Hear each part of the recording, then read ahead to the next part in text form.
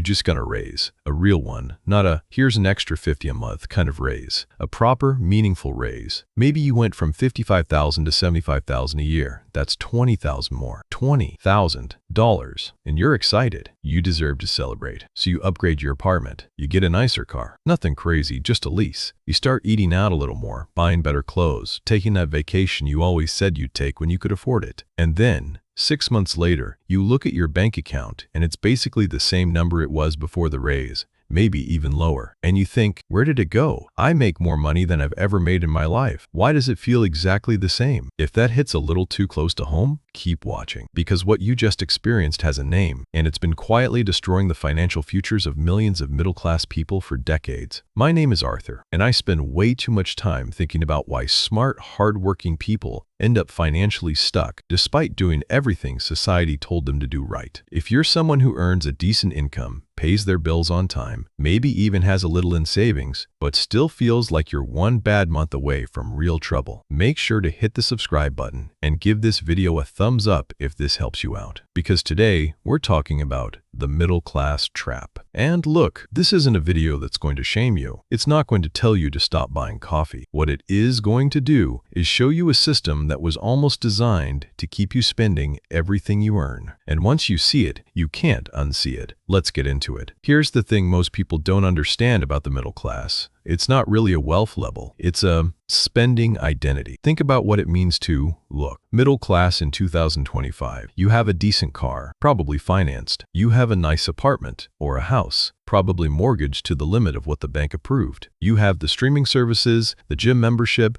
the date nights, the annual vacation. You dress well. Your phone is new. From the outside, you look like you're doing well. But here's what nobody talks about. Looking like you're doing well and actually building wealth are two completely different games. And most people are playing the first one without even realizing it. There's a study from Salary Finance. They surveyed over 10,000 American workers, and they found that 32% of people earning over $100,000 a year live paycheck to paycheck. Let me say that again. 1 in 3 people earning 6 figures, paycheck to paycheck. Meanwhile, the median American household has less than $5,000 in liquid savings, not investments, not retirement, just cash available for an emergency. So what's going on? Why does earning more money not automatically mean having more money? The answer is a concept called lifestyle inflation. But I want to go deeper than that term, because I think it undersells how powerful and automatic this process really is. Here's what actually happens when your income goes up. First, your reference group shifts. This is a psychology term, but it's simple. You start comparing yourself to people at your new income level. When you were making $40,000, your reference group was other people making $40,000. You go to the same restaurants, drive similar cars, live in similar neighborhoods. But the moment you start making $75,000, suddenly the people around you, at work, in your new neighborhood, in your social circle, they're spending like 75,000 earners. And humans are wired, deeply wired,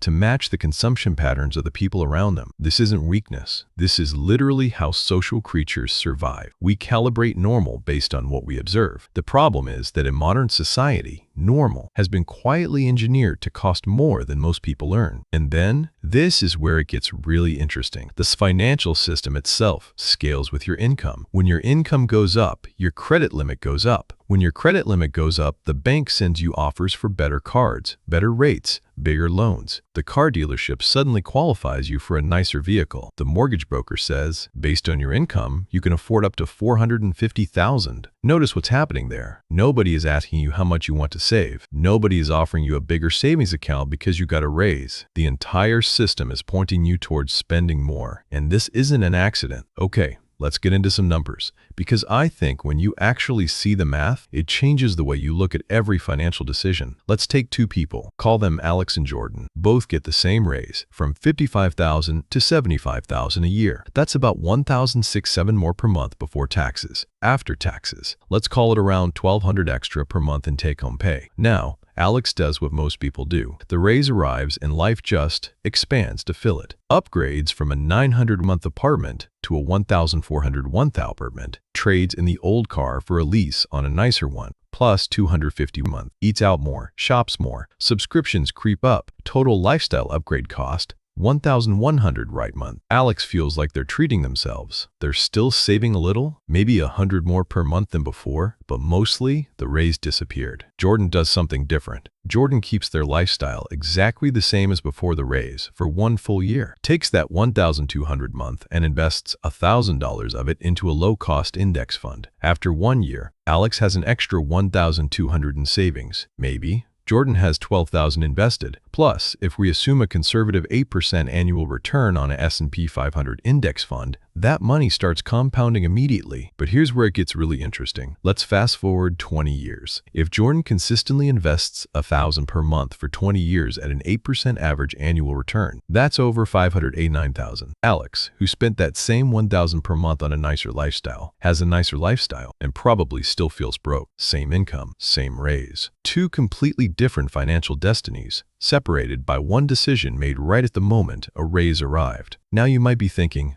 Arthur, I can't just not enjoy my money. What's the point of making more if I live like I'm broke? And look, I hear that. I really do. This isn't about deprivation. This isn't about suffering. This is about the exact timing and proportion of how you upgrade your life. Because there's a version of this where you get the raise, you invest aggressively, and you enjoy some lifestyle improvement. But it requires doing something most people never do, making a deliberate, conscious decision in the moment rather than letting the upgrade happen automatically. So why is this so hard? If the math is this clear, why don't people just do it? Here's the thing. There are 3 psychological forces working against you simultaneously. The first is called hedonic adaptation. It's the brain's ability to return to a baseline level of happiness after any positive change. Scientists have studied this extensively, including a famous study by Brickman and Campbell that found lottery winners, within about a year of winning, reported roughly the same happiness levels as before. What this means practically, the pleasure from upgrading your apartment fades. The excitement of the new car lease fades. Whatever you bought to make yourself feel better, within months, it's just your new normal. And then you need the next upgrade to feel good again. This is a treadmill, and the middle class is running on it full speed. The second force is social signaling. And I think this one is actually the most powerful and least talked about.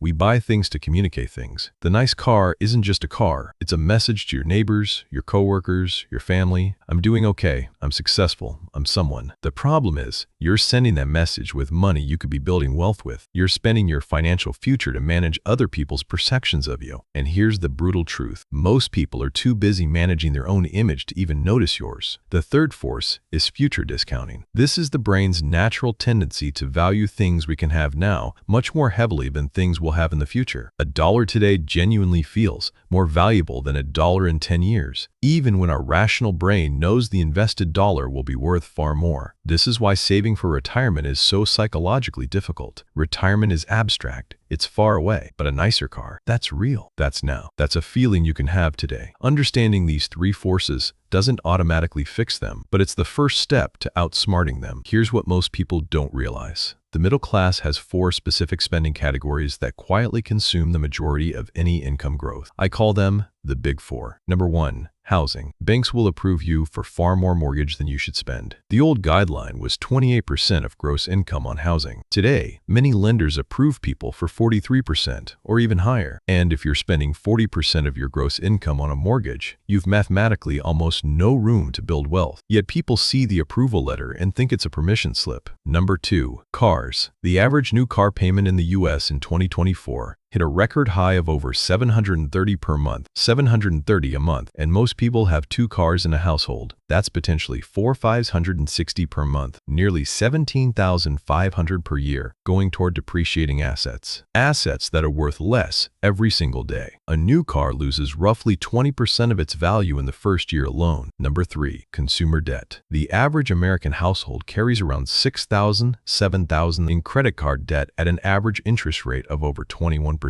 So, they're paying over $200 per year in interest alone just to maintain that balance. That's not buying anything. That's just the cost of the debt existing. Number 4. The subscription economy. This one is sneaky. The average American spends around $200 to $300 per month on subscriptions, streaming, apps, gym memberships, meal kits, Amazon Prime, cloud storage, news sites. Individually, each one feels like nothing, but $250 per month is $3,000 per year, and $3,000 invested annually for 30 years at 8%. That's over $40,000. The Big 4 together can easily consume 60–70% of a middle-class income, before groceries, before utilities, before anything else. Now here's what I really want you to sit with, because this is the part that genuinely surprised me when I first understood it. The middle-class trap isn't just about spending too much. It's about what you're spending on, because the middle class uniquely tends to spend money on things that look like assets but function like liabilities. The house that's really more house than you needed. It appreciates in value, yes, but it also costs you in property taxes, maintenance, insurance, and most importantly, opportunity cost. That extra $200,000 you spent on a house beyond what you needed. If it had been invested instead at historical market returns, it could become $400,000, $500,000 over 20 years. The nice car. It feels like success, but it's a liability the moment you drive off the lot. The expensive neighborhood. It gives you status, but it also gives you expensive neighbors, which pressures you to spend even more to keep up. The middle class is very good at accumulating the ficus of wealth. Big house, nice cars, good vacations, but net worth, actual financial security. That's a different story. Robert Kiyosaki.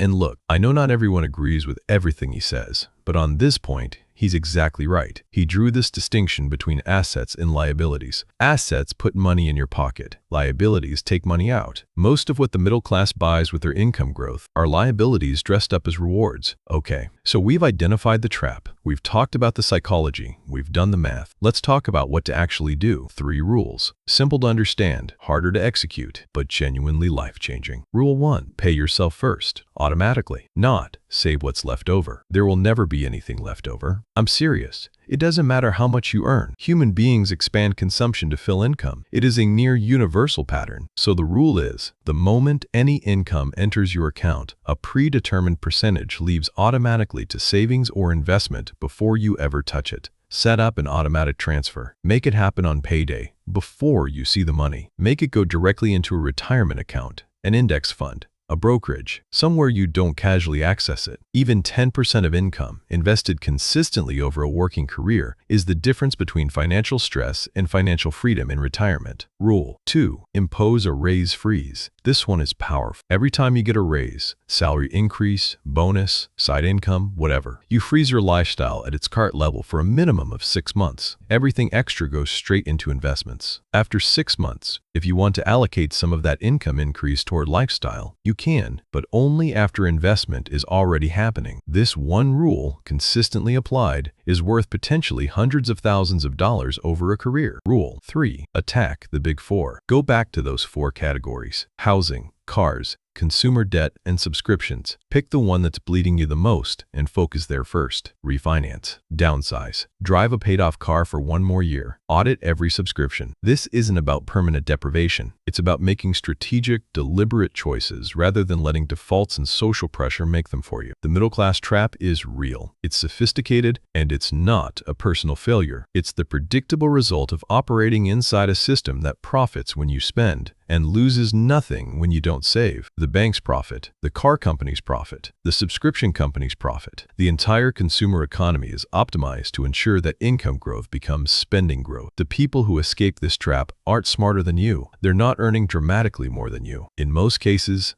they just learned early enough that financial security doesn't come from how much you earn. It comes from the gap between what you earn and what you spend. And they protected that gap like their future depended on it, because it does. Your future financial self is watching the decisions you make right now. Every raise that gets quietly absorbed into a lifestyle upgrade is a message to that future self. You're not a priority. Every automatic investment, every raise freeze, every intentional no to a lifestyle upgrade is a message that says, I'm building something for you. The middle-class trap can end with you, but it requires seeing it clearly first. And I hope today helped you do that. If this video gave you something to think about, I'd genuinely love to know. Drop a comment below and tell me, which of the big 4 is hitting you the hardest right now? Housing, cars, debt, or subscriptions? Let's talk about it. And if you want to go deeper on the practical side, specifically how to set up automatic investing, even if you feel like you have nothing left over, hit subscribe if you're new, and I'll see you in the next one.